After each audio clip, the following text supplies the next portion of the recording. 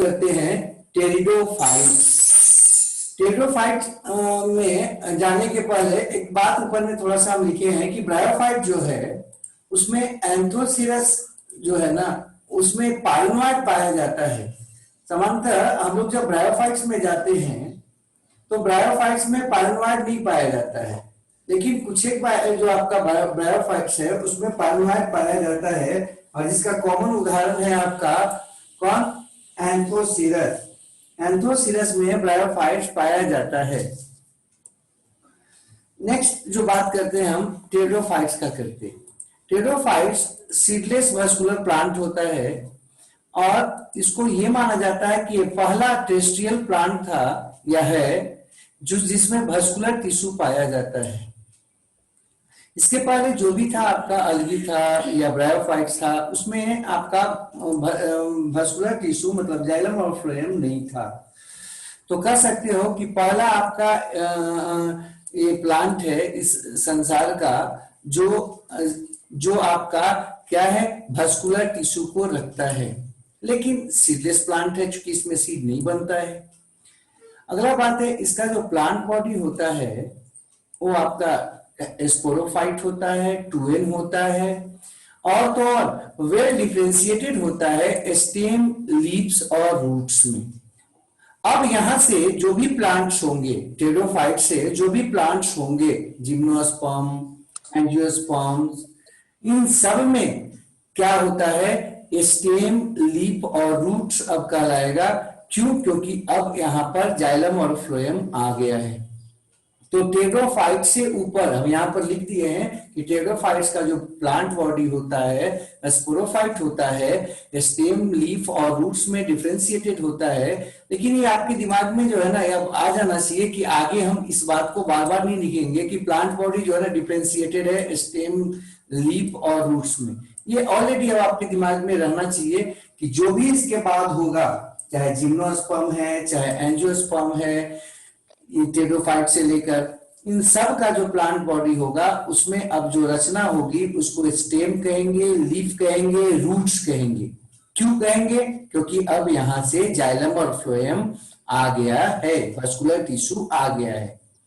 अगला बात करते हैं हैबिटेट का। ये जो है ना आपका कुछ पार्टिकुलर रीजन में ही पाया जाता है, सब जगह नहीं पाया जाता है। इसका रीजन क्या है भाई? इसका रीजन है कि ये जो है ना कूल ठंडे क्षेत्रों में डैम और सैडी प्लेसेस में ज्यादा अच्छा से रहता है, वहां पर ये एडजस्ट कर सकता है। इसके जो आपके लाइफ साइकिल है आराम से वहां पर पूरा हो सकता है सामान्य टेरेस्ट्रियल इलाके को छोड़ के तुलना में। लेकिन कुछ एक जो आपके हैं वो आपके सैंडी सॉइल कंडीशन में भी पाए जाते हैं, नॉर्मल नहीं है। नॉर्मल जो है ना ये किस हैबिट में रहना पसंद करेगा? जहां ठंडा जैसा हो, थोड़ा मौसम डैम्प हो, सैडी प्लेस हो। तो ये सारे जो रीजन है आपके समानता पहाड़ी क्षेत्रों में पाए जाते हैं और इसलिए ये मैदानी क्षेत्रों में काफी कम मात्रा में पाया जाता है या न के बराबर पाया जाता है। उसके बाद लिखिए हम यहाँ पर कि ये एक्वेटिक नहीं होता है, ये ध्यान रखिएगा। ये जो है ना आपका लैंड पर पाया जाता है, साइरोफाइट्स होता है, लेकिन कुछ इसका अपवाद है। साल्विनिया, एजोला वगैरह जो है ना कुछ एक अपवाद हैं जो आपके एक्वेटिक होते हैं। नेक्स्ट बात इसका हैबिट का है। ये हैबिटेट में थोड़ा सा एक बात और हम बताना चाहेंगे कि इसमें जो है ना ये रहेगा कहां पर भाई? लैंड पर। लेकिन जिस तरह से ब्रायोफाइट्स में हम देख रहे थे कि ब्रायोफाइट्स में आपका वाटर इसेंशियल था उसके लाइफ साइकिल को गुजारने के लिए या लाइफ साइकिल में फर्टिलाइजेशन को करने के लिए, इसलिए उसको हम लोग ब्रायोफाइट्स को एम्फीबियंस ऑफ प्लांट किंगडम बोलते हैं। अब इसके भी लाइफ साइकिल को समान रूप से बिताने के लिए, गुजारने के लिए या पूरा करने के लिए वाटर की आवश्यकता होती है। लेकिन इसमें चूंकि वस्कुलर टिश्यू आ गया है इसलिए इसको एम्फीबियंस ऑफ प्लांट नहीं बोलते हैं बल्कि वस्कुलर प्लांट बोलते हैं। वस्कुलर प्लांट बोलते हैं vascular amphibian plants of plant kingdom. इसको क्या बोलेंगे? इसको भी हम बोलेंगे वस्कुलर एम्फीबियन प्लांट्स। जबकि ब्रायोफाइट्स को बोल रहे थे एम्फीबियन प्लांट्स। एम्फीबियन करने का कारण क्या है भाई, कोई पूछे तो क्या बताओगे? एम्फीबियंस वैसे ऑर्गेनिज को कहते हैं जिनके लाइफ साइकिल को पूरा करने के लिए, खास करके फर्टिलाइजेशन को पूरा होने के लिए वाटर आवश्यक होता है, इसेंशियल होता है। तो यहाँ पर टेरिडोफाइट्स और ब्रायोफाइट्स दोनों में जो है ना, दोनों के फर्टिलाइजेशन के लिए वाटर इसेंशियल है, बिना वाटर का नहीं हो सकता है, इसलिए दोनों को एम्फीबियंस बोलते हैं। लेकिन थोड़ा सा अंतर है, प्लांट किंगडम का एम्फीबियंस ब्रायोफाइट, लेकिन अगर वहां पर ये जोड़ दिया जाए कि वर्सकुलर एम्फीबियंस किसको बोलेंगे प्लांट किंगडम का, तो चूंकि ब्रायोफाइट में तो वर्सकुलर टिश्यू होता नहीं है, तो ये हो जाएगा कौन? टेरिडोफाइट। फर्स्ट जो है ना एम्फीबियंस कौन है प्लांट में, तो आप आराम से बताओगे ब्रायोफाइट्स। लेकिन लास्ट एम्फीबियन कौन है प्लांट किंगडम में या प्लांटी में, तो आराम से बताओगे कि वो आपका कौन है? टेरिडोफाइट्स। इसके बाद जो है जिम्नोस्पर्म है, एंजियोस्पर्म है, उसको हम नहीं बोलते क्योंकि उसके लिए वाटर जो है ना फर्टिलाइजेशन के लिए इसेंशियल नहीं होता है, जरूरी नहीं होता है, इसलिए उनको हम एम्फीबियंस में नहीं रखते। ठीक है, तो यहाँ पर प्लांट में एम्फीबियन शब्द दो प्लांट ग्रुप के लिए आ रहा है, ब्रायोफाइटा के लिए नॉर्मल, और इसके लिए क्या बोलेंगे, इसमें क्या जोड़ देना है? वर्सकुलर एम्फीबियंस ऑफ प्लांट किंगडम। ठीक है, अब आगे बढ़ जाते हैं हम। हैबिट क्या बात कर रहे थे, ये मोस्टली हर्ब्स होता है। हर्ब्स का मतलब समझते होंगे आप, घास जैसा, आगे पढ़ेंगे हम। मोस्टली हर्ब्स होता है, कुछ एक को छोड़ दे तो साइथिया है, डिक्सोनिया है, ये सबको ट्री फर्न्स बोलते हैं। क्यों? क्योंकि ये पेड़ जैसे होते हैं। माना यह जाता है कि अभी जो हमको कोयला मिल रहा है, कोयला जो है ना इसी के आपके जो टेरिडोफाइट्स से, जो ट्री टेरिडोफाइट्स से वो एक्सटिंक्ट कर गए, विलुप्त हो गए हैं, मतलब कि पृथ्वी के अंदर दब गए कुछ वैसे पृथ्वी में गतिविधियों के कारण, और उन्हीं के मॉडिफिकेशन से, उन्हीं के कार्बोनिफिरेशन से जो है ना हमको क्या मिल रहा है? कोयला मिल रहा है। ये जो कोयला प्राप्त होता है हमको, कोल, आप देखे होंगे सामान्यतः वैसे क्षेत्रों में होता है जो जंगली क्षेत्र हैं या फिर जो आपके पहाड़ी क्षेत्र हैं। जंगली क्षेत्रों में पाए जाने का रीजन या कारण ये माना जाता है कि आप थोड़ा सा 12 में आओगे तो आपको पढ़ाएंगे प्लांट सक्सेशन। होता क्या है कि किसी भी स्थान पर जो प्लांट्स डेवलप करते होता है, तो सबसे पहले लाइकेन से वहां पर प्लांट इकोसिस्टम शुरू होता है। लाइकेन हम आपको बताए थे, लाइकेन जो है ना वो आपका क्या करता है, कहीं भी प्लांट इकोसिस्टम की शुरुआत करता है, पायोनियर होता है, और जब कुछ समय वहां वो रह जाता है तो उसके बाद वहां पर थोड़ा मिट्टी बढ़ जाता है या मिट्टी जैसा, बालू जैसा हो जाता है, जिसके बाद लाइकेन का रहना वहां मुश्किल हो जाता है। अब उसके जगह पर मॉस आ जाता है। जब मॉस कुछ दिन वहां पर हो जाता है, रह जाता है, तब उस जगहों पर आराम से जो है ना मिट्टी की मात्रा बढ़ती है, कार्बनिक पदार्थ की मात्रा वहां पर बढ़ती है, सैंड बढ़ जाता है, अर्थात हार्डनेस कम हो जाता है सबस्ट्रेटम का, और अंततः वहां पर ब्रायोफाइट्स के बाद आपके हर्ब्स आ जाते हैं, घास जैसे आपके प्लांट्स आ जाते हैं। तो इसी तरह से माना यह जा रहा है कि टेरिडोफाइट्स भी जो थे इस पृथ्वी पर, हम मतलब वो आपका इसके डायनासोर के समय में वो सब जो है ना काफी मात्रा में, पहले जो था ना पेड़ के रूप में टेरिडोफाइट्स काफी संख्या में थे, काफी ज्यादा थे। अब क्या हुआ, पृथ्वी में कुछ ऐसा परिवर्तन हुआ, हलचल हुआ, जिसके चलते वो जो है ना वो जंगल आपके जमीन के अंदर घुस गए, और वो जो जमीन के अंदर चले गए जहां तहां, वो दबकर अंततः किसमें बदल गए, दबकर, और थर्मल चेंजेस के कारण, चूंकि अंदर में प्रेशर ज्यादा था तो डिकम्पोज नहीं हुए, हीट ज्यादा था, बल्कि मॉडिफाइड हो गए, और वर्तमान में हमको कोयला के रूप में प्राप्त होते हैं। ऐसा कुछ सिद्धांत है। अब जब हम आगे बढ़ते हैं इसमें, ये जो आपको आपके दिमाग में आ रहा होगा बात, कि आपके दिमाग में एक बात आ रहा होगा कि अगर कोई पूछेगा कि कोयला किस पौधा से प्राप्त हुआ है, तो आप क्या बोलेंगे? आराम से बोलना कि टेरिडोफाइट से, जो पेड़ जैसे टेरिडोफाइट से बड़े बड़े, वो आपका क्या हुए, डिजनरेट कर गए, सॉरी वो आपके जो है ना वो भूमि के अंदर चले गए और वो मॉडिफाइड होकर कोयला के रूप में बदल गए।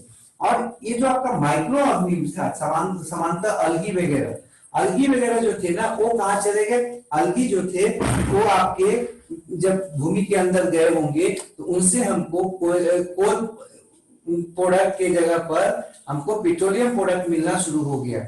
और पेट्रोलियम प्रोडक्ट जो है ना वो बना है किससे, समांतर अलगल वेराइटी से। ठीक है, ये हम लोग यहाँ पर देख रहे थे। आगे जो बात करते हैं वो नेक्स्ट है आपका रूट का बात। इसमें जो रूट्स होता है ना एडवेंटिटियस होता है, मतलब टैप रूट इसमें नहीं पाया जाता। अगर आप लोग को थोड़ा बहुत भी याद होगा टैप रूट किसको कहते हैं, वैसे रूट को टैप रूट कहते हैं जो आपका प्लांट के बॉडी के निचले हिस्से से एक मोटा सा जड़ के रूप में नीचे होता है और उसमें ब्रांचिंग होता है। इसको डिटेल से पढ़ना है, हम आगे पढ़ेंगे। जैसे मूली वगैरह है, मूली है, गाजर है, आप देखे होंगे वो जो आपका तना है उसका स्टेम है, उससे नीचे में एक जो है ना मोटा सा आपका जड़ निकला होता है। आप इसमें देख सकते हो, सरसों में देख सकते हो, आप आम का पेड़ में देख सकते हो। आप आराम से, अभी आम का पेड़ होगा आपके यहाँ निकल रहा होगा, जो खाए होंगे आम फेंके होंगे उसमें से आम का पेड़ निकल रहा होगा, उसको कबाड़ के देख सकते हैं। मोटा सा जड़ नीचे जाता है, उसमें ब्रांचेज होता है, ये टैप रूट है। बाकी इसको हम पढ़ेंगे कि ये प्रीम्यूल से निकलता है कि रेडिकल से निकलता है कि क्या होता है, वो आगे देखेंगे।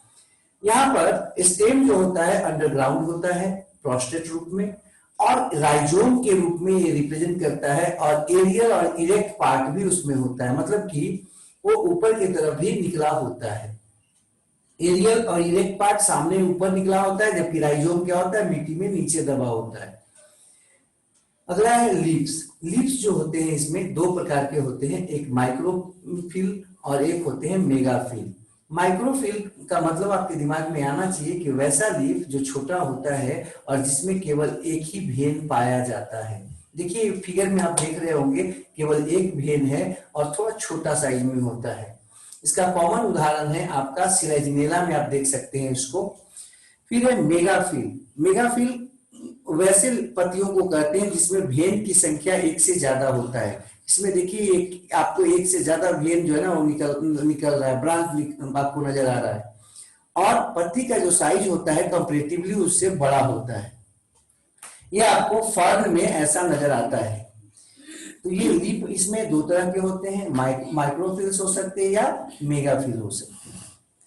अब आगे बढ़ते स्पोरेंजियम। स्पोरेंजियम का मतलब आपको पीछे भी बताए थे कि वैसी रचना, वैसा स्ट्रक्चर जिससे आपका स्पोर बनता है या जिसमें आपको स्पोर बनता है। स्पोरेंजियम जो होता है या तो आपको स्पोरेंजियोफोर के पर डेवलप होता है या फिर लीफ और लीफलेट पर पाया जाता है। ठीक है, अगर स्पोरेंजियोफोर पर है तब तो कोई बात नहीं, वो तो आपका स्पोरेंजियम है, लेकिन जिस लीफ या लीफलेट्स पर पाया जाएगा उसको स्पोरोफिल कहते हैं।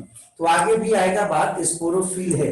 स्पोरोफिल का मतलब आपके दिमाग में आ जाना चाहिए कि वैसा आपका पत्ती या लीफ जिसमें आपका जिस पर क्या पाया जा रहा है, स्पोरेंजियम पाया जा रहा है। फिगर में आपको दिखाया है, यहाँ पर देख लीजिए। स्पोरेंजियम जो है ना एक स्टॉक पर है तो उसको बोले स्पोरेंजियोफोर, ठीक है, उस स्टॉक को, ठीक है, और ये स्पोरेंजियम है। लेकिन अगर पत्ती पर है, लीफ के सरफेस पर है स्पोरेंजियम, तो ऐसे स्पोरेंजियम ऐसे पत्तियों को हम लोग स्पोरोफिल कहेंगे। अब अगर ऊपरी सतह पर है तब उसको एडेक्सियल कहेंगे। अगर निचली सतह पर है, लोअर जो है ना सरफेस पर है, तो क्या बोलेंगे, एबैक्सियल। एब मतलब नीचे, एब मतलब ऊपर। ध्यान रखिएगा, आपका हाथ पर भी जो है इसको आराम से कर सकते हैं। एब ऊपरी सतह जो सूर्य की तरफ ऊपर से नजर आ रहा है उसको क्या बोलेंगे, एडेक्सियल। बार बार आएगा ये लीफ वगैरह में कि एडेक्सियल सरफेस पर है, एबैक्सियल सरफेस पर है। एब मतलब नीचे, ध्यान रखिएगा, एब बिलो, लोअर। तो एब एक्सियल मतलब लोअर सरफेस पर, एब एक्सियल मतलब अपर सरफेस पर। ये तो आपको स्पोरेंजियम का बात बता रहे थे, स्पोरोफिल का बात कर रहे थे हम लोग। नेक्स्ट बात करते हैं, स्पोरोफिल आराम से बता दोगे, वैसी पत्तियां जिसपे स्पोरेंजियम पाई जाती है, जिसके सतह पर स्पोरेंजियम पाई जाती है। नेक्स्ट बात करते हैं कि जो स्पोरेंजिया होता है उसमें स्पोरोजीनस टिश्यू होते हैं जो अंततः आपके डिवीजन करके स्पोर मदर सेल्स बनाते हैं, और वो जो स्पोर मदर सेल्स होता है वो मियोसिस में जाता है, मियोसिस में जाकर स्पोर्स का निर्माण करता है। तो ये हम लोग पढ़े यहाँ पर कैसे इसमें क्या होता था। थोड़ा सा कुछ एक आपका स्ट्रक्चर है जो हम लोग देखना चाह रहे हैं। सिलेजिनेला आपको बार बार आ रहा था, अभी सिलेजिनेला कैसा होता है उसका फिगर आप यहाँ पर देख सकती हो। ये जो है ना, ये सिलेजिनेला है, उसका स्टेम देखो और लीव्स देखो, छोटे छोटे लीव्स है। और रूट्स देखो आपका जो है ना, वो आपका एक जगह से आपके अलग अलग ब्रांच के रूप में निकला है। और देखो एडवेंटिटियस इसको क्यों बोल रहे हैं, यहाँ पर तो आप बोलोगे सर ये वो मोटा निकला है और उसी से ब्रांच निकला है। देखिए सारे के सारे ब्रांच का डायमीटर करीब करीब समान है। ब्रांच कब बोलते हैं, जब आपका जो है ना, एक आपका बीच में मोटा सा होता है, उससे पतला सा बार बार निकलता है। यहाँ पर क्या देख रहे हैं, जो भी इसमें ब्रांचिंग हुआ है सब के सब ब्रांच एक दूसरे से डायमीटर में सेम जैसे हैं। इसका मतलब एक ऐसा हो जाएगा, एडवेंटिटियस हो जाएगा। और वो जो आपका रूट जो है, जो एक मोटा सा रूट जो आपका निकला है स्टेम से नीचे के तरफ, उसको राइजोफोर बोल रहे हैं, राइजोफोर। और उसमें आगे जाके ब्रांच हो गया है, ब्रांचिंग हो गया है। नेक्स्ट आपका आ जाइए, बगल में एक और है आपका साल्विया है, एक्वेटिक फर्न। इसमें भी आप देख रहे होंगे रूट कैसे है, लीप कैसा है। देखिए इसका लीप आप देख रहे होंगे, बड़ा बड़ा लीप है। और उसमें देखिए भेल्स भी आपको नजर आएगा ढेर सारा, ठीक है। तो ये आपको क्या है, माइक्रोस्पोरोफिल या मेगास्पोरोफिल क्या है, आपको यहाँ पर क्लियर हो जाना चाहिए। या आपको लीप में आपको जो बताए थे हम कि लीप में कोई बड़ा कोई छोटा होता है, क्या होता है, ये भी यहाँ पर क्लियर हो जाना चाहिए आपको। नेक्स्ट एक और बगल में लिखे हम लोग टेस्ट्रियल फर्न। यहाँ पर देखिए टेस्ट्रियल फर्न है, बड़ा सा है। आपके अगल बगल में भी देखिएगा, जहां पर जो है ना वो जमीन जैसा है, भूमि जैसा है, कुछ नाली का जो किनारे का है, जहां पर प्लास्टर नहीं किया हुआ है, वहां पर ऐसा कुछ नजर आएगा आपको जमा हुआ दीवार पे, ठीक है। ये जो है ऐसा कुछ आपको नजर आएगा छोटा छोटा। या फिर शादी विवाह वगैरह में जाते होंगे आप, तो मंडप वगैरह में या कहीं सजाने के लिए देखे होंगे, ऐसा कुछ पत्तियों का यूज किया जाता है। हाँ, तो ये आपको टेस्ट्रियल फर्न्स है, जमीन पे पाए जाने वाले फर्न्स है। अब आगे बढ़ते हैं। नेक्स्ट है, एक और है इक्विसिटम। इक्विसिटम में भी देखो, यहाँ भी देखो, इसका रूट देख रहे होंगे आप, देखिए एडवेंटिटियस है, सब जो है ना एक जैसा है, ब्रांचिंग जो है ना सबका डायमीटर एक जैसा है, और जहां तहां से निकला है बॉडी पे। अगला है राइजोम। ये राइजोम समझ जाना चाहिए आपको, राइजोम देख रहे होंगे। ये राइजोम जो है ना, ये जो हिस्सा है, ये आपका मिट्टी के अंदर दबा रहता है। और यहां से देखिए ये जो हिस्सा है, ये आपका स्ट्रेट ऊपर की तरफ निकला होता है। ये बात आपको पीछे हम बताना चाह रहे थे कि राइजोम होता है और एक्सिस के रूप में ऊपर निकला होता है। उसमें ब्रांचेज आप देख रहे होंगे, ब्रांच में जो है लीफ जैसा स्ट्रक्चर कुछ है उभरा हुआ। उसके बाद आप नोट्स देख रहे होंगे, उस पे नोट्स पे ही जो है ना, नोट्स देखिए ब्रांच पे नोट्स है, ध्यान रखिएगा। ये जो देख रहे होंगे लीफ नहीं है, ध्यान रखिएगा, ये आपका क्या है, ब्रांच है, और ब्रांच पे भी नोट्स है, और उससे वहां से जो है ना लीफ जैसा छोटा छोटा निकला होता है। ऊपर में देख रहे होंगे आप, एक जो है ना आपका ओवॉइडल स्ट्रक्चर है, इसको हम लोग एस्ट्रोबिलस कहते हैं। ढेर सारे आपके जो लीफ होते हैं, जिसको हम लोग स्पोर बोल रहे थे, आपको पीछे बताए थे, उस पर अगर स्पोरेंजियम है और वो पूरा का पूरा एक कॉम्पैक्ट स्ट्रक्चर के रूप में बदल जाता है या नजर आता है, तो उसको कहते हैं एस्ट्रोबिलस या कोन। तो एस्ट्रोबिलस का निर्माण जो है ना आपका टेरोफाइट से शुरू हो जाता है। एस्ट्रोबिलस आपके दिमाग में रहना चाहिए। एस्ट्रोबिलस क्या है भाई, तो आराम से बताओगे कि स्पोरोफिल्स जो होते हैं ना, स्पोरोफिल्स के आपका समूह होता है, ग्रुप होता है कॉम्पैक्ट रूप में, है ना। कई स्पोरोफिल्स एक जगह पर जमा हो गए हैं और एक आपका कॉम्पैक्ट स्ट्रक्चर दिखाते हैं, जिसको हम लोग क्या कहते हैं, एस्ट्रोबिलस कहते हैं। ये आपको यहाँ पर फिगर देख रहे थे। नेक्स्ट बात करते हैं।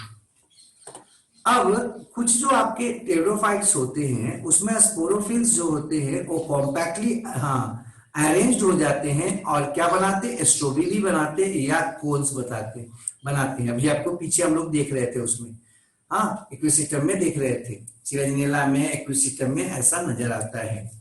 अब है होमोस्पोरस या हेटेरोस्पोरस प्लांट। देखो ये जो टेरोफाइट्स है, यहां से जो है ना प्लांट्स आपका होमोस्पोरस और हेटेरोस्पोरस के रूप में डेवलप होने लगता है। मतलब वैसे प्लांट जिसमें सिर्फ एक ही प्रकार के स्पोर्स बनते हैं, उसको कहते हैं होमोस्पोरस। ध्यान रखिएगा, वैसा प्लांट जिसमें सिर्फ एक ही प्रकार का स्पोर्स बनता है उसको कहते हैं होमोस्पोरस। और इसका उदाहरण है अधिकांश जो आपके टेरिडोफाइट्स होते हैं वो आपके होमोस्पोरस होता है, जैसा कि लाइकोपोडियम है, डायोप्टेरिस है, ये सब क्या होता है, होमोस्पोरस होता है। तो होमोस्पोरस क्या है आपके दिमाग में आ जाना चाहिए। होमोस्पोरस जो है ना उस प्लांट को बोलते हैं जिसमें आपको क्या बनता है, स्पोर्स जो है ना एक ही तरह के बनते हैं। हो जाएगा। नेक्स्ट बात करते हैं आगे। क्या उदाहरण तो हो ही गया कि अधिकांश आपका टेरिडोफाइट कैसे होते हैं, होमोस्पोरस होते हैं, जैसे लाइकोपोडियम, डायोप्टेरिस वगैरह हो जाएगा। आगे बात करते हैं, जो प्लांट दो प्रकार के स्पोर्स बनाते हैं, एक ही प्लांट पर अगर दो प्रकार के स्पोर्स बनते हैं, कोई बड़ा और कोई छोटा, तो वैसे प्लांट को हम हेटेरोस्पोरस कहते हैं। तो हेटेरोस्पोरस क्या है, वैसे प्लांट्स हैं जिसमें आपका दो प्रकार के स्पोर्स बनते हैं, एक मेगा स्पोर्स और एक माइक्रो स्पोर्स। ठीक है, नेक्स्ट बात करते हैं। अब हम आगे बढ़ेंगे और यहां पर देखते हैं नेक्स्ट में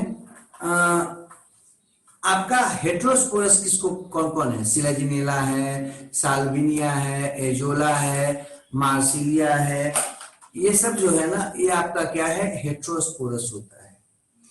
देखो इसमें जो मैक्रो स्पोर्स होते हैं, बड़े स्पोर्स जो होते हैं उसको हम लोग फीमेल सेक्सुअलिटी दिखाते हैं, उनको हम लोग क्या कहते हैं, फीमेल कहते हैं। और वो जो माइक्रो स्पोर्स होते हैं वो आपका मेल सेक्सुअलिटी दिखाते हैं, उनको हम लोग क्या कहते हैं, मेल कहते हैं। ये जो मैक्रो स्पोरस होते हैं वो काफी बड़े बड़े होते हैं और इनका संख्या जो होता है लिमिट होता है, निश्चित होता है, जबकि जो आपके माइक्रो स्पोर्स होते हैं काफी छोटे होते हैं और इनकी संख्या जो होता है काफी अधिक होता है। अब जर्मिनेशन ऑफ स्पोर्स होगा, इनका निर्माण होगा कहाँ, ध्यान रखिएगा, ये स्पोर्स बनेंगे कहाँ, तो स्पोरेंजियम में, जो भी आपको बताए थे पीछे कि स्पोरेंजियम में बनेंगे। और स्पोरेंजियम या तो डंठल पर हो सकता है या पत्तियों के सरफेस पर हो सकता है, जिसको हम लोग स्पोरोफिल बोल रहे थे।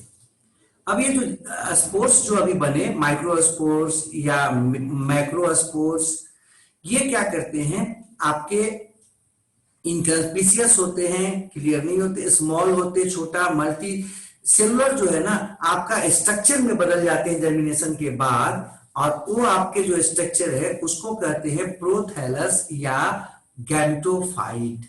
तो स्पोर्स के जर्मिनेशन से क्या बनता है, आपका छोटा सा multi cellular free living gametophyte बनता है, जिसको प्रोथैलस कहते हैं। तो गैमेटोफाइट यहाँ पर फ्री लिविंग गैमेटोफाइट है क्या, प्रोथैलस, ध्यान रखिएगा। नेक्स्ट है प्रोथैलस, जो होता है आपका मोस्टली फोटोसिंथेटिक होता है, थैलोइड लाइक होता है। थैलोइड आपको बताए थे, वो आपका जो है ना फ्लैटेन चपटा जैसा, हाँ मोस्टली फोटोसिंथेटिक होता है, फ्लैटेन टाइप का होता है, अंडीपेसिड जैसा, हाँ थैलोइड जैसा, और आपका सॉइल के सरफेस पर ही ये समांतर बनता है। मतलब जर्मिनेशन जो होगा इसका स्पोर्स का वो कहाँ होता है, सॉइल सरफेस पर। जो गैमेटोफाइट होता है होमोस्पोरस स्पोर्स का, वो मोनोसियस होता है। मतलब मोनोसियस का मतलब, मोनो मतलब एक, ओसियस मतलब हाउस, मतलब मेल और फीमेल दोनों रिप्रोडक्टिव ऑर्गेन या स्ट्रक्चर एक ही इंडिविजुअल पर हो, एक ही जीव पर हो, तो वैसे जीव को हम बोलते हैं मोनोसियस। तो होमोस्पोरस जो आपका स्पोर्स होते हैं, मतलब एक ही प्रकार के जो स्पोर्स बनते हैं, उन स्पोर्स में क्या होता है, जो गैमेटोफाइट होता है वो मोनोसियस होता है, मतलब उसी में मेल और फीमेल दोनों एक ही इंडिविजुअल पर बन जाएगा। सेक्स ऑर्गन जो होगा मेल और फीमेल एक ही ऑर्गन, एक ही इंडिविजुअल पर, एक ही ऑर्गन पर पाया जाएगा। जबकि जो आपका हेटेरोस्पोरस जो स्पोर्स होते हैं उनका जो गैमेटोफाइट होता है वो डायोसियस होता है। डायोसिस का मतलब यहाँ पर क्या है कि मेल और फीमेल सेक्स जो स्ट्रक्चर होता है वो आपका अलग अलग इंडिविजुअल्स पर पाया जाता है।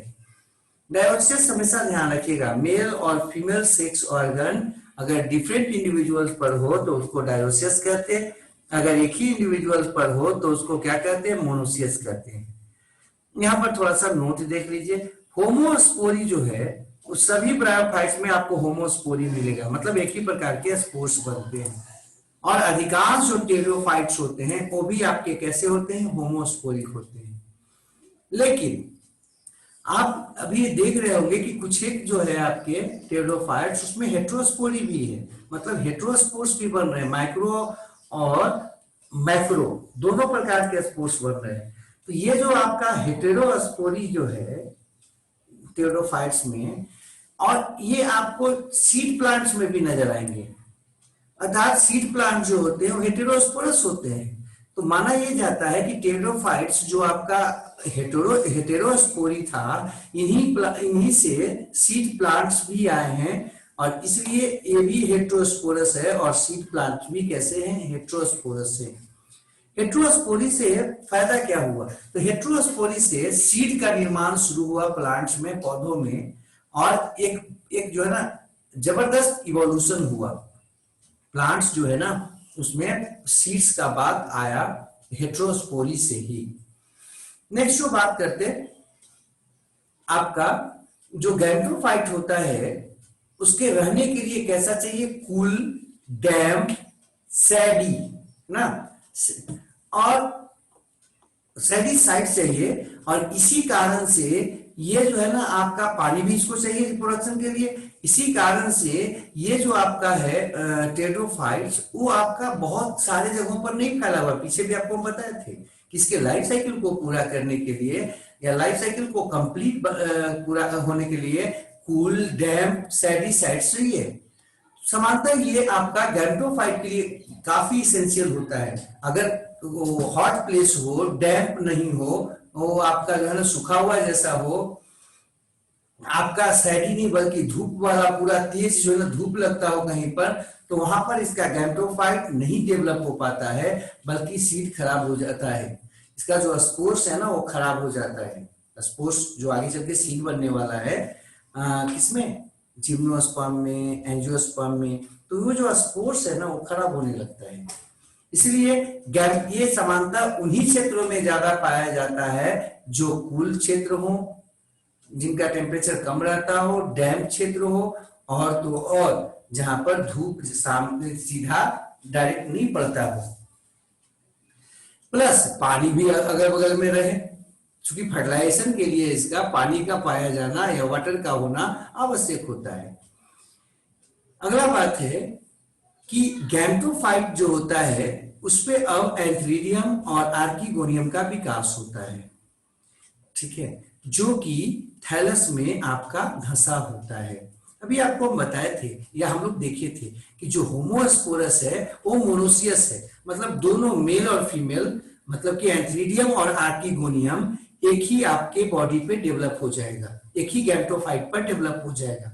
लेकिन जो आपका हेटेरोस्पोरस स्पोर्स है उसमें मेल और फीमेल, मतलब एंथ्रीडियम और आर्किगोनियम जो सेक्स ऑर्गन है वो अलग अलग थैलस पर डेवलप होंगे। तो यहाँ ध्यान रखिएगा कि ये जो गैमेटोफाइट है उसमें आपका आर्किगोनियम और एंथ्रीडियम अगर होमोस्पोरस होगा तो एक ही आपका गैमेटोफाइट पर डेवलप होगा, और अगर हेटेरोस्पोरस होगा तो अलग अलग आपके क्या होगा, ऑर्गेनिज्म पर या बॉडी पर डेवलप होगा, फीमेल अलग पर और मेल अलग पर।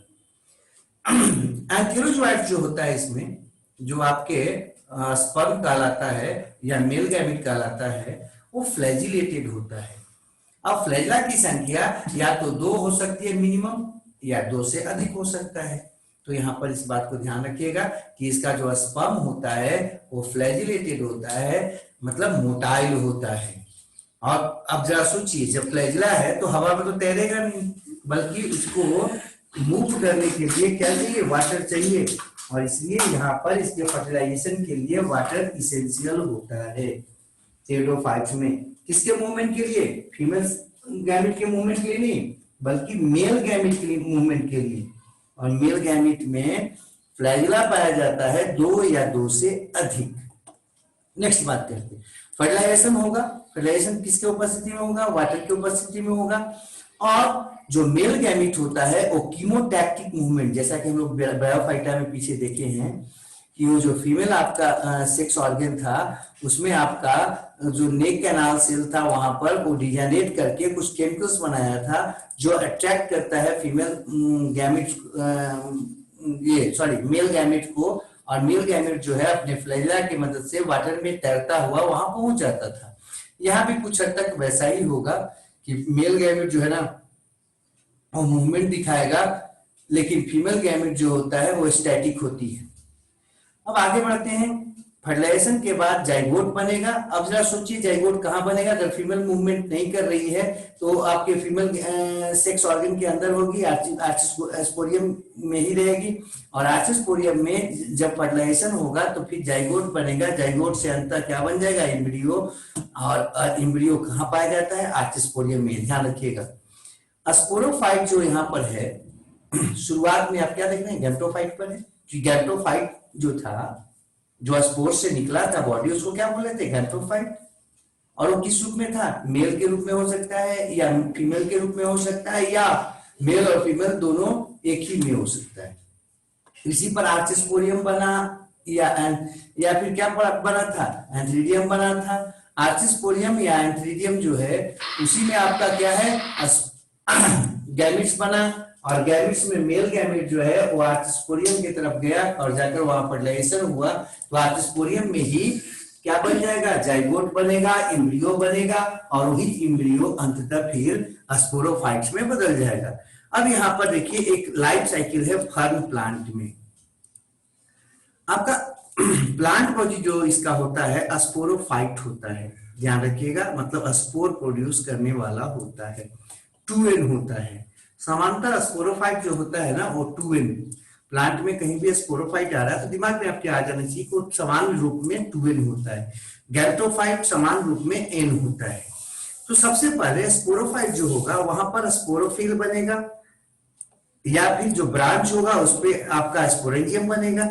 स्पोरेंजियम या तो आपका पत्ती के सतह पर बन सकता है या ब्रांच के सतह पर बन सकता है। अब वो जो स्पोरेंजिया है वो भी 2n है। उसमें स्पोर मदर सेल्स पाया जाता है जिसमें मियोसिस होता है।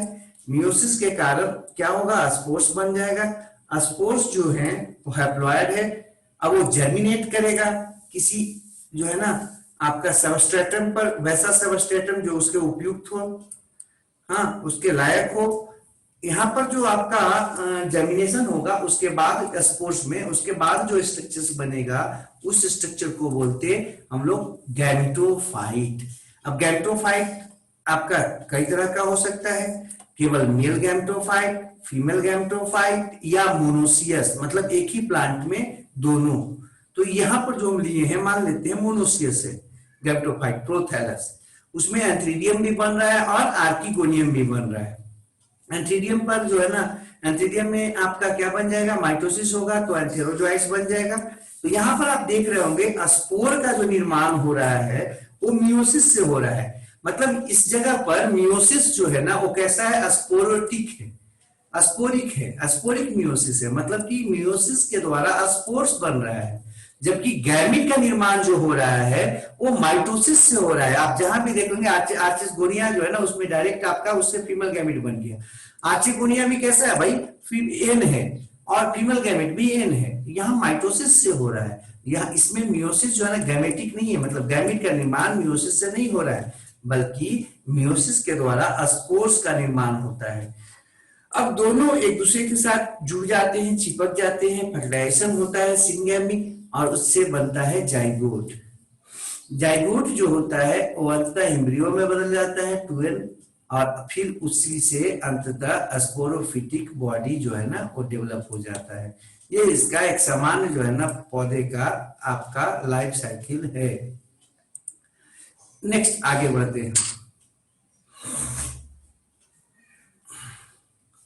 अब जब एम्ब्रियो बन गया उससे क्या बनने वाला था? स्पोरोफाइट। तो जब तक एम्ब्रियो है तब तक वो क्या रहेगा? डिपेंडेंट रहेगा गैमेटोफाइट पर। लेकिन जैसे ही उसमें मैच्योरिटी आएगा, मैच्योरिटी आने पर उसमें से रूट, स्टेम और लीफ निकलना शुरू हो जाता है। किसमें से? एम्ब्रियो में से, अर्थात प्लांट बॉडी बनने लगता है। अब वो जो स्पोरोफाइट्स है वो इंडिपेंडेंट हो जाता है, मतलब कि उससे अलग हो जाता है और अंततः एक जो है ना सामान्य प्लांट का निर्माण कर देता है। यहाँ पर कुछ एक बात है जिसको नोट में लिखिए, जरा देख लेते हैं। हेटेरोस्पोरस जो होता है वैस्कुलर क्रिप्टोगैम्स, जैसा कि सिनेरेला है, मार्सिलिया है, इसमें आपका इसी से सीड बना है आगे चल के, ऐसा लोगों का कहना है। लेकिन इसमें सीड क्यों नहीं बना?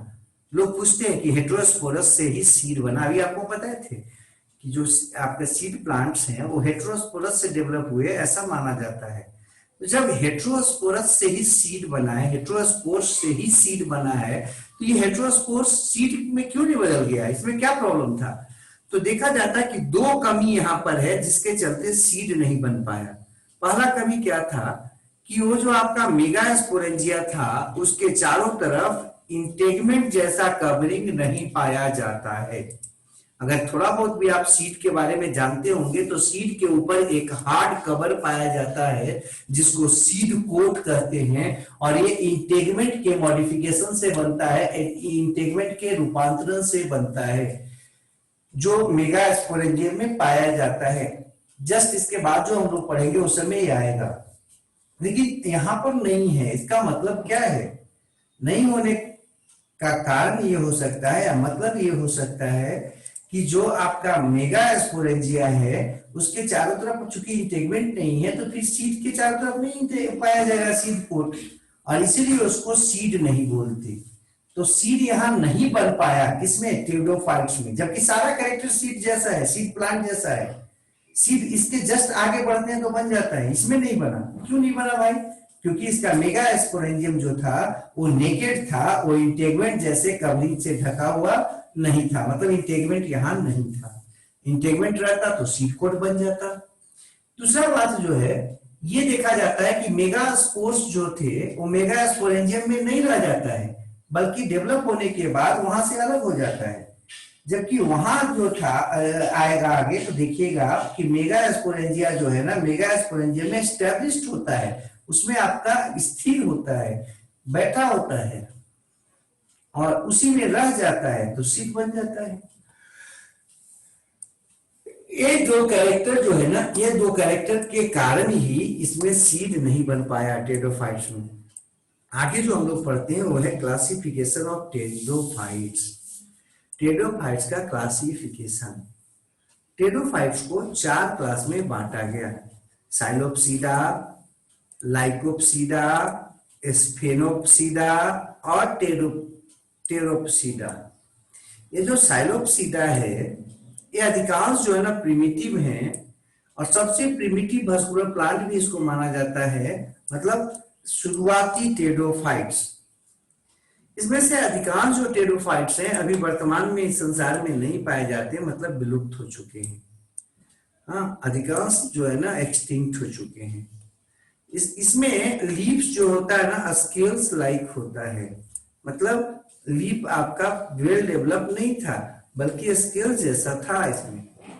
और कुछ एक है प्लांट जो अभी भी इसमें जीवित हैं या पाए जाते हैं।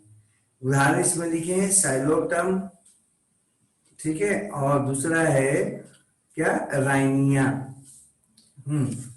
अब हम लोग पढ़ते हैं आगे लाइकोप्सीडा। लाइकोप्सीडा जो है ना वो साइलोप्सीडा से थोड़ा विकसित माना जाता है, उससे एडवांस थोड़ा माना जाता है। इसमें आपका कॉमन उदाहरण है सिलेजिनेला, जिसको स्पाइक मॉस कहते, और लाइकोपोडियम है जिसको हम लोग क्या कहते? क्लब मॉस कहते हैं। इसमें जो लीफ होता है ना वो आपका माइक्रोफाइलस होता है ना, माइक्रोफाइलस होता है। तो हम आगे बढ़ जाते हैं। अब नेक्स्ट है स्पेनोप्सीडा में आते हैं। स्पेनोप्सीडा, इसमें आइए, इसका कॉमन उदाहरण है एक्विसिटम। इसका भी जो लीफ होता है माइक्रोफिलस होता है। माइक्रोफिलस लीफ और मेगाफिलस लीफ आपको बताए थे, वैसा लीफ जिसमें केवल एक वेन हो जो छोटा हो उसको कहते माइक्रो, और जिसमें आपका एक से ज्यादा हो वेन्स, और क्या हो बड़ा हो सरफेस एरिया, तो उसको मेगा बोलते हैं। नेक्स्ट आगे बढ़ते, इसमें जो चौथा आपका है उसका नाम है टेरोप्सिडा। टेरोप्सिडा जो था इसका कॉमन उदाहरण है आपका ड्राफ्टेरिस, टेरिस, एरिएंटम। इसमें भी आपका कैसा होता है, अभी क्या बताया आपको, मेगा फाइलस लीफ। जबकि ध्यान रखिएगा लाइकोप्सिडा, स्फेनोप्सिडा में कैसा होगा, माइक्रोफिलस लीफ, उन दोनों में। अब है इकोनॉमिक इंपॉर्टेंस, क्या महत्व है। देखो सबसे पहला बात ये रहता है कि क्षेत्र में हिली इलाकों में रहता है और वैसे क्षेत्रों में रहता है जो जिसमें ढाल काफी तेज होता है। तो ये करता क्या है, मिट्टी को पकड़ के रखता है अपने रूट के मदद से, उसको जो है ना जमीन को पकड़ के रखता है। पकड़ के रखने के कारण सॉइल इरोजन को रोकता है। इवन वो जो चट्टान का आप सुनते होंगे अभी जो है इस साल जो आपका वर्षा हुआ उसमें आप सुनते होंगे या देखे होंगे कि कई पहाड़ जो है टूट टूट के ऊपर से गिर रहे हैं पानी के साथ साथ। तो ये जो टूटते रहते हैं पहाड़, ये जो उनका मलबा नीचे आते रहता है, मतलब कि मिट्टी और जो रॉक्स नीचे आते हैं उन सबको ये क्या करता है, बांध के रखता है एक साथ, जिसके चलते आपका क्या होता है, इरोजन नहीं होता। तो इसका पहला काम तो ये हो जाएगा। दूसरा काम जो इसका होता है वो ये है कि इससे आपका एंथेल्मिंटिक ड्रग निकलता है। एंथेल्मिंटिक ड्रग निकलता है जो कि आपको जो कीड़ा होता है ना, जो आपका निमेथेल्मिन्स जो आपका वर्म होता है उसका दवा बनाया जाता है। और कई जानवरों की दवा जो है पेट के कृमि का या मनुष्य का वो बनाया जाता है। कॉमनली ड्राफ्टेरिस जो है ना, ड्राफ्टेरिस से इस दवा को बनाया जाता है। फूड के रूप में भी इसको हम लोग यूज करते हैं। कुछ जो ट्राइबल रीजन है आपका, जनजातीय क्षेत्र है, वहां के जो लोग रहने वाले हैं वो मार्सिलिया को भोजन के रूप में यूज करते हैं। प्लस स्कोरिंग के रूप में यूज किया जाता है। स्कोरिंग समझते होंगे शायद आप, रगड़ने वाला, साफ करने वाला। स्कोरिंग के रूप में भी इसको यूज करते हैं, बर्तन साफ करने के लिए या मेटल में पॉलिश करने के लिए, मतलब उसमें चमक लाने के लिए हम लोग यूज करते हैं। और कॉमनली इक्विसिटम का जो स्टेम होता है ना उसका यूज ज्यादा किया जाता है, या उसी का यूज होता है मेनली स्कोरिंग में या पॉलिशिंग वगैरह में। अगला है ऑर्नामेंट प्लांट के रूप में भी लोग इसको लगाते हैं अपने घर में, जो है ना वो लगा देते हैं किस रूप में, ऑर्नामेंट प्लांट के रूप में। हाँ, देखने में अच्छा लगता है ये, इसका जो तना और पत्तियां होती हैं देखने में काफी आकर्षक महसूस होती हैं, काफी आकर्षक होती हैं। नेक्स्ट कुछ एक इसमें जो वेराइटी है वो आपका बायो फर्टिलाइजर के रूप में भी यूज होता है। शायद आप जानते होंगे, पीछे हम पढ़ाए थे एजोला के बारे में, एक्वेटिक फर्न है और वो जो है ना आपका क्या करता है, नाइट्रोजन फिक्सेशन में मदद करता है।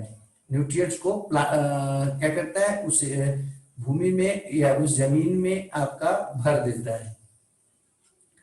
नेक्स्ट इसी में स्टीलर सिस्टम का भी जो है ना शुरुआत हुआ, किसमें, टेरोफाइट्स में। टेरोफाइट जो है ना उसी से पहला आपका स्टीलर सिस्टम का शुरुआत माना जाता है। आपके मन में आएगा कि स्टीलर सिस्टम क्या है, तो देखो वो जो आपका स्टीलर सिस्टम को थोड़ा सा दिमाग में रखिएगा कि टेरोफाइट्स जो होते हैं उसमें जो जाइलम फ्लोएम था बना है, उसमें जाइलम फ्लोएम का वो जो vascular सिलेंडर जो पाया जाता है बीच में, उसी को कहते हैं हम लोग क्या, स्टीलर सिस्टम। स्टीलर सिस्टम में सामान्य रूप में 4 जो है ना टिश्यू उसमें जुड़े होते हैं। मेन तो हो गया जाइलम और फ्लोएम, और दूसरा जो आपका महत्वपूर्ण है वो है आपका बाहर में पेरिसाइकिल, और जस्ट उसके अंदर जब एकदम सेंटर पे जाएंगे तो पीठ पाया जाता है। तो मेनली जो है ना जाइलम, फ्लोएम और पीठ, ये 3 जो है सो इंपॉर्टेंट इसके कंस्टिट्यूएंट्स हैं। आप अभी इसमें देख रहे होंगे नीचे फिगर में कि ये जो होता है आपका 2 प्रकार का हो सकता है, एक प्रोटो स्टील के रूप में और एक साइफोनो स्टील के रूप में। ये जो प्रोटो स्टील होता है उसमें आपका सेंटर पर पीथ नहीं पाया जाता है, पीथ एब्सेंट होता है सेंटर पर। ये फिगर में आप देख रहे होंगे, अभी जो फिगर है उसमें आप देख सकते हैं कि बीच में पीथ है। ये जो पीथ आप देख रहे हो, अगर पीथ रहेगा तो उस स्टील को कहेंगे साइफोनो स्टील, लेकिन अगर पीथ नहीं रहेगा तो उसको बोलते हैं प्रोटो स्टील या सॉलिड स्टील, जबकि साइफोनो स्टील को हम क्या कहते हैं, उसमें आपका पीथ सेंटर में पाया जाता है। आपको बोल रहा कि पीथ है क्या भाई, तो इस सब के बारे में हम लोग आगे पढ़ेंगे, लेकिन फिलहाल अभी दिमाग में ये रख लो कि पीथ एक तरह का पैरेन्काइमस टिश्यू है, जो आपका सामान्यतः जो आपका स्टीलर सिस्टम होता है उसके सेंटर में पाया जाता है। इसके जो सेल्स होते हैं उसका काम माना जाता है कि भोजन को इकट्ठा रखना, पीथ। तो अगर पीथ है तो साइफोनो स्टील, पीथ नहीं है तो प्रोटो स्टील। ये कुछ एक बात यहाँ पर था जिसको हम लोग देख रहे थे। यहाँ पर कुछ जो प्लांट्स हैं जिसमें आपका प्रोटो स्टील पाया जाता है उसका नाम लिखे हैं, राइनिया, लाइकोपोडियम। और ये जो प्रोटो स्टील है ना वो प्रिमिटिव स्टील भी माना जाता है, मतलब कि वैसा स्टील जो सबसे शुरू में आया था। और इसमें हम लिख दिए हैं कि इसको सॉलिड स्टील भी कहते हैं, जबकि उसको हॉलो स्टील कहते हैं। क्योंकि जाइलम और फ्लोएम के साथ साथ पीथ है तो उसको क्या बोलेंगे, साइफोनो स्टील या हॉलो स्टील। साइफन मतलब हॉलो। इसका कॉमन एग्जांपल था ऑस्मंडा एक्विसिटम।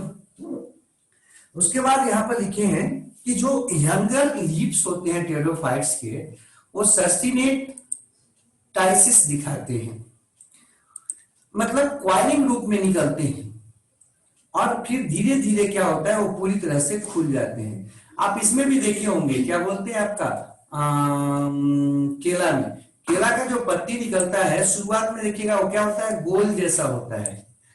इसी तरह से इसका जो होता है ना अंदर की तरफ ऐसे लिपटा हुआ जैसा होता है, जैसे आप कालीन उलीन को देखते होंगे वो लिपटा हुआ है गोला के रूप में। उसी तरह से इसका लीप जो होता है शुरुआत में वो लिपटा हुआ होता है, जिसको कहते हैं सस्टिनेट टाइसिस।